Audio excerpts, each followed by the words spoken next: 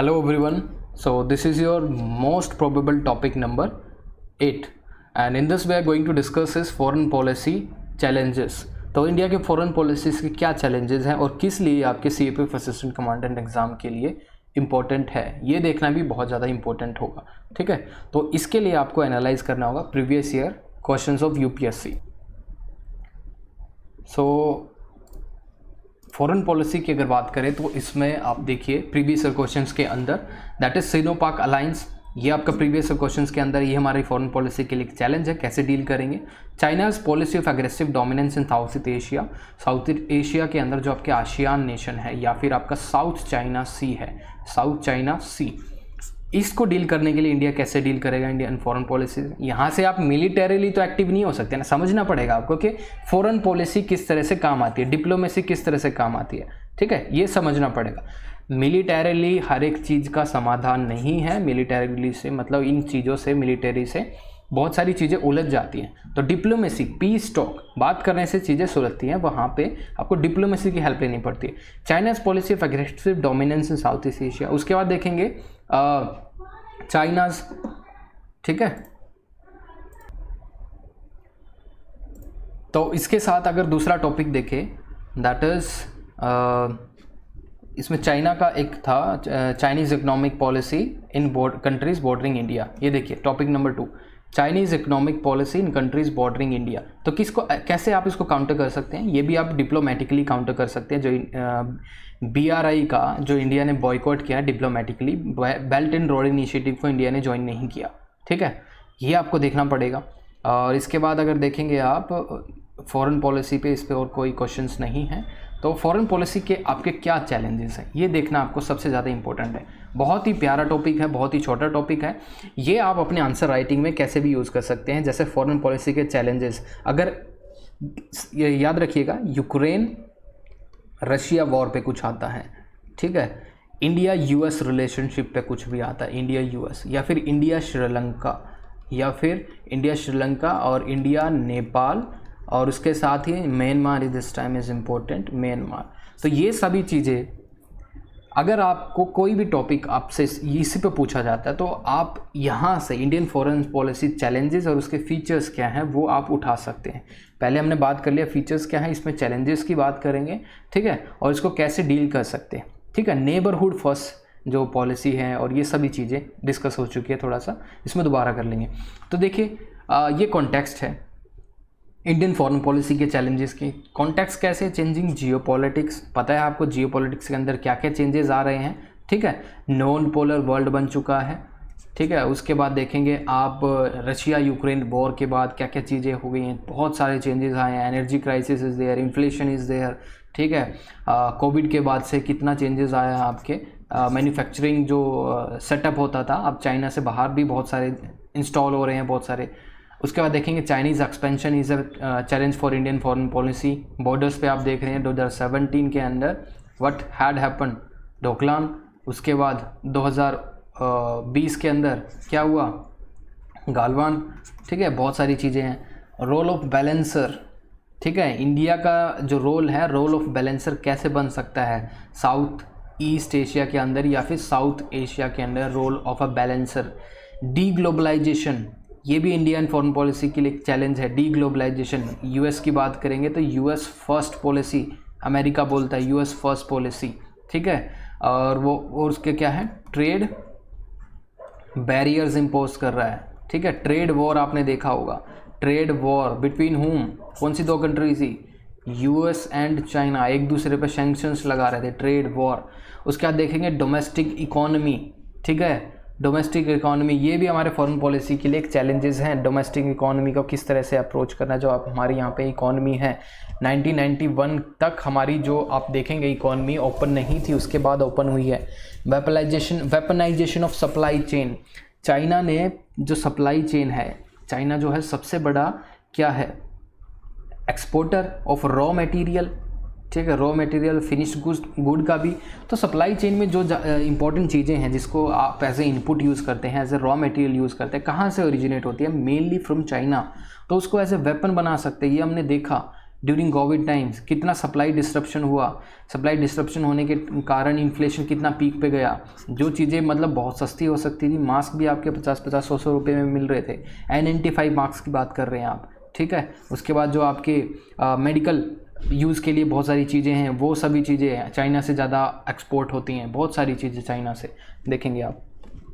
Supply और semiconductor shortages जो आपकी ऑटोमोबाइल इंडस्ट्रीज़ में लगती हैं, अगर आप देखेंगे उसकी शॉर्टेज हमारे यहाँ पे है, तो उससे क्या हो गया, आपकी प्रोडक्शन कम होगी ऑटोमोबाइल इंडस्ट्रीज़ के अंदर। देखिए आज के टाइम में अगर आपको किसी कंट्री को हर्ट करना है या फिर हिट करना है, अब चेंज हो चुका है, जो वारफेयर था, nature of warfare has become changed, ठीक है, बहुत ज़्यादा चेंजेस आ चुके हैं उसमें। देखेंगे आप वारफेयर सिर्फ उसको फिज़िकली उसको डैमेज ना करके अब उसको इकोनॉमिकली भी डैमेज करने की सोचते हैं, ठीक है, ट्रेड वॉर करके, सैंक्शंस लगा के। रशिया पे क्या कर रहे हैं, सैंक्शंस लगा रहे हैं, तो उसको अफेक्ट करने का एक ही तरीका है। तो इंडिया की बात करें तो वेपनाइजेशन ऑफ सप्लाई चेन, उसके बाद रीजनल ट्रेड एंड इंटीग्रेशन, ठीक है। इंडिया की ये क्या है challenges, regional trade and integration. कल ही बात की थी कि South Asia is one of the least integrated region in the world. उसके बाद फेलियर ऑफ मल्टीलेटरलिज्म, ये देखेंगे आप, तो one of the least integrated region in the world, ये आपको देखना है, one of the least integrated. ये इंडियन फॉरेन पॉलिसी के लिए कैसे चैलेंज है। नेपाल कैसे विंड मतलब ज़्यादा टिल्ट हो रहा है रशिया की तरफ। श्रीलंका का जो इकोनॉमिक क्राइसिस है, मालदीव्स के अंदर जो प्रॉब्लम है, म्यांमार के अंदर जो मिलिट्री ने कूप किया है, ठीक है, ये सभी चीज़ें रीजनल ट्रेड एंड इंटीग्रेशन के अंडर। फेलियर ऑफ मल्टीलेटरलिज्म, ठीक है, फेलियर ऑफ मल्टीलेटरलिज्म मतलब जो इंस्टीट्यूशंस आपके रिस्पॉन्सिबल है, यूनाइटेड नेशंस, क्या यूनाइटेड नेशंस ने कर लिया है आप आज के टाइम में अगर बात करेंगे। रशिया ने जब यूक्रेन के अंदर इन्वेड किया है तो ये बताता है। इसके बाद the role of ministry of external affairs, right. So next देखते हैं failure of SAARC.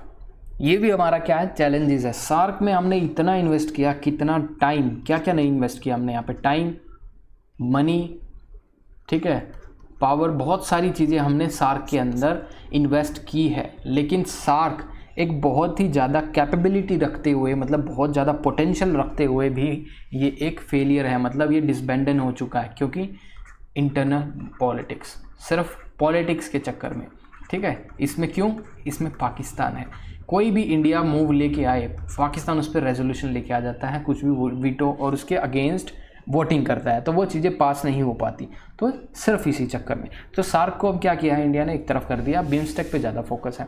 Implication of domestic policies, right, ये भी इंडियन फॉरेन पॉलिसी के लिए एक चैलेंज है। डोमेस्टिक पॉलिसीज़ की आप बात करेंगे, जैसे हमने आप देखेंगे डोमेस्टिक पॉलिसीज़ के अंदर इंडिया सब्सिडी देता है, subsidy on solar panels, subsidy on agriculture, ठीक है, इन सभी चीज़ों पे सब्सिडी ऑन, जब आप देखेंगे प्रोडक्शन लिंक इंसेंटिव्स हो गया, सब्सिडी ऑन मैन्युफैक्चरिंग, ठीक है, ये सभी चीज़ें इंडिया सब्सिडी देता है। तो इन सभी चीज़ों को कहाँ चैलेंज करते हैं, वर्ल्ड ट्रेड ऑर्गेनाइजेशन के अंदर। तो ये सभी चीज़ें इंडिया और यूएस के बीच कितना ज़्यादा दिक्कत हुई थी, कितना लास्ट ईयर 2019 या फिर 2020 के अंदर इंडिया यूएस रिलेशनशिप के अंदर इंडिया वो स्टेटस है, क्या नाम उसका, स्टेटस का नाम भूल गया, जो यूएस ने विड्रॉ किया था इंडिया का स्टेटस।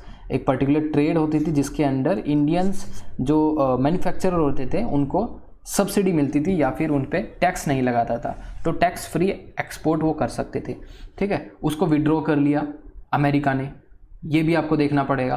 क्यों किया, क्योंकि इंडिया ने सोलर, जो इंडिया के लोकल सोलर पावर प्लांट्स हैं या फिर मैन्युफैक्चरर हैं, उनको सब्सिडी दी। तो ये इशू कहाँ पे गया आपका, वर्ल्ड ट्रेड ऑर्गेनाइजेशन के अंदर। इसके अंदर डिस्प्यूट रेजोल्यूशन कमेटी, उन्होंने इंडिया के अगेंस्ट वर्डिक्ट दिया। ये सभी चीज़ें देखनी पड़ेगी, डोमेस्टिक पॉलिसीज़, इंडिया की डोमेस्टिक पॉलिसी और इंडिया की डोमेस्टिक पॉलिटिक्स भी देखना पड़ेगा कि आपको नुपुर शर्मा का जो केस है, ठीक है, नुपुर शर्मा, ठीक है, ये केस, उसके बाद CAA constitution amendment act, NRC, ये सभी चीज़ों को कैसे क्रिटिसाइज़ किया